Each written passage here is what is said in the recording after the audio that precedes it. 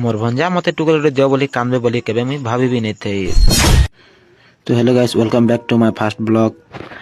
तो मोर mini blog तो अछन बाहर मु काम जीवार लगे। तो चलो चाय पानी के पी देमा।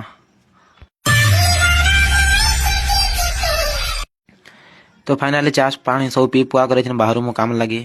तो डायरेक्ट चलो काम ने भेट पड़मा। तो फाइनली आम काम के पहुंची गनु ना। तो देखी पारते बैठा हो मिस्त्री भेने। तो जिन हिपा से इनु देखु गाइस देखी पारते पल्ले आर नहीं बचन है पूरा नहीं कहना हो पूरा जीवन धक धक कर फिर भी नहीं काम करवा पड़े। क्या करब गरीब घर छुआ है भाई, काम नहीं कले काना खाए मु। तो चलो डायरेक्ट काम देख भाई केन्दा काम करूँ फिनिंग से कही पासे। तो चलो मोर भेने चपो चपो काम करूछन क्या जल्दी सरीगला चलो काम घर के जिमा जल्दी जल्दी काम सरे पानी बोली कर मोर भेने उषा थी कर जिन पासे उतरुछन सीढ़ी देखी पारते। तो फाइनली ऐसा का गाड़ी गुदा करे ऐसा बोले वीडियो बना नहीं पारे। तो देखी पारते गाड़ी सामने ना। तो चलो मोर बुझका देखो केंदा बुझे मोर दासे दिन दहाड़ा मोर बहन के बोले नुछन करला मुड़ा देखी पारते।